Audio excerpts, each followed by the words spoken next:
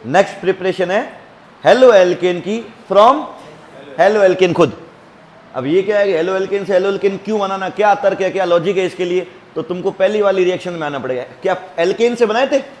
Chlorine, bromine, sunlight, याद आ रहा है? इन प्रेजेंस ऑफ सनलाइट एलोजिनेशन किया था, सब्सटीट्यूशन वाला फ्री रेडिकल। उसमें याद है तुमको फ्लोरीन वाला हो नहीं सकता था, बहुत एक्सप्लोसिव था। आयोडीन वाला हो नहीं सकता था, रिवर्सिबल था। उसी को सॉल्यूशन करने के लिए अपन क्या करेंगे, अगर तुम क्लोरीन या ब्रोमीन बना चुके हो, उसको सब्सटीट्यूट करा के उसकी जगह एक्सचेंज करेंगे। क्या करेंगे? तो इन रिएक्शंस को बोलते हैं हेलोजन एक्सचेंज रिएक्शन। दो साइंटिस्ट थे, दोनों ने अलग अलग काम किया था। एक ने बताया था कि क्लोरीन में ऐसे बना के दे दूंगा आपको, और एक ने बताया था आयोडीन बना के दे दूंगा। सबसे पहले बात करते हैं फ्लोरीन वालों की, है ना। तो फ्लोरीन वाले साइंटिस्ट का नाम था स्वार्ट्ज। तो इस रिएक्शन का नाम भी क्या है?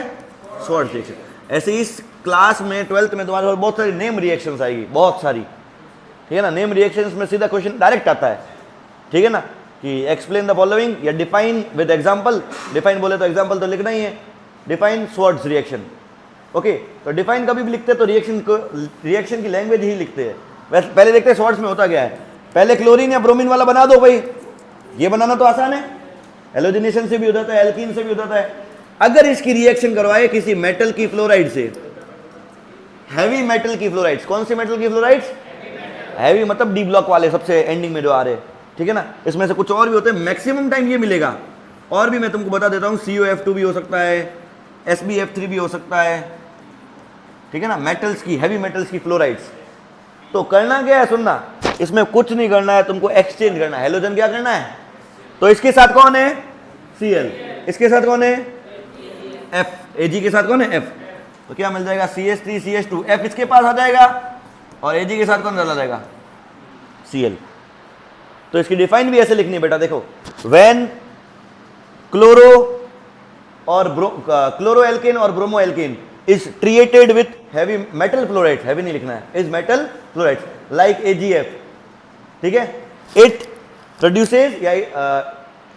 Produces metal fluorides with silver chloride. Simple. Reaction की डिफाइन कैसे लिखनी है, रिएक्शन में क्या क्या लिया, रिएजेंट के साथ कुछ और है, अगर कैटेलिस्ट वगैरह तो भी बता दो, नहीं है तो फिर सीधा प्रोडक्ट बता दो। क्या लिया, क्या बन गया, डिफाइन बन गई, खत्म।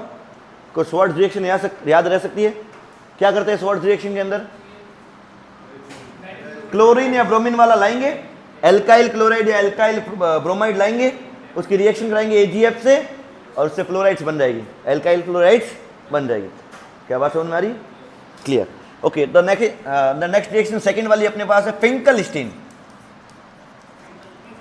फिंकलस्टीन रिएक्शन,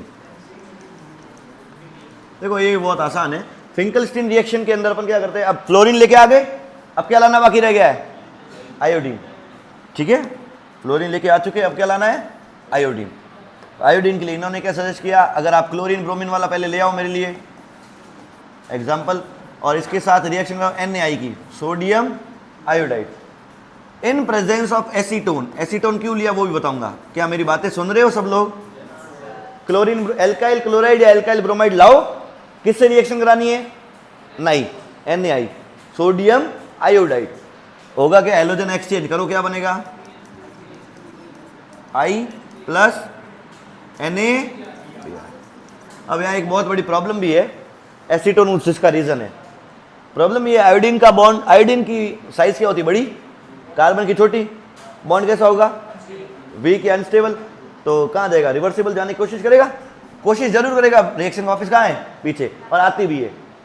तो जब जब रिएक्शन वापस पीछे आ रही है और अपन चाहते हैं फॉरवर्ड कर ले इसको, क्या कर ले? तो अपन को एक प्रिंसिपल फॉलो करना पड़ता है, और जब जब आंसर पूछा जाएगा तुम लाइन वहीं से शुरू करोगे, अकॉर्डिंग टू ली चैटिलियर प्रिंसिपल। तो यहाँ एसीटोन पता क्यों लिखा गया है?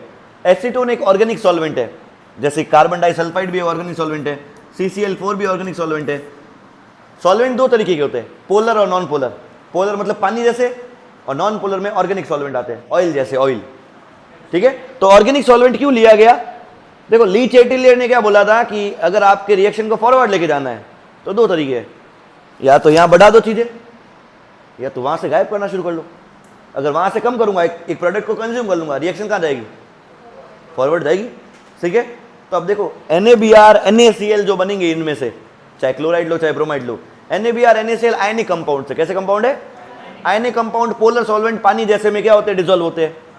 ओके, तो वहां तो वो रिएक्शन के अंदर प्रेजेंट रहेंगे, लेकिन अगर एसीटोन जैसे सॉल्वेंट ले लिया डिसॉल्व, तो रिएक्शन से एक तरह से बाहर निकल जाएंगे। ये डिसॉल्व होता है, ये डिसॉल्व होगा, ये डिसॉल्व भी इसका, क्योंकि ये ना कोवेलेंट कैरेक्टर ज्यादा है, साइज बड़ी है, वो फाजान्स रूल ऐसा कुछ पढ़ रखा है 11th में।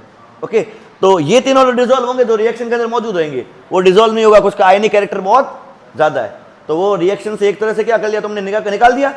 तो प्रोडक्ट की कमी होगी तो क्या रिएक्शन कहां जाएगी? दिस इज वाई क्या यूज किया गया है? एसीटोन। इसी कारण क्या यूज किया गया है? एसीटोन। ओके, तो ये रिएक्शंस बहुत आसान है, इसके क्वेश्चंस भी सबसे आसान में से आते हैं। कभी भी कोई रिएक्शन में ऐसा क्वेश्चन आ सकता है तुम्हारे पास, ये ले लिया तुमने Cl और रिएक्शन करा दी Na से, क्या प्रोडक्ट बना सकते हो क्या? हाँ, इन प्रेजेंस ऑफ एसीटोन भी है, क्या बनाओगे इसके लिए? Cl की जगह क्या आ जाएगा? I, और वहाँ NaCl। सही है? कोई मुश्किल है क्या ऐसी रिएक्शंस में? these reactions are known as halogen exchange reaction। Clear? तो ये अपनी थी तीसरी प्रिपरेशन।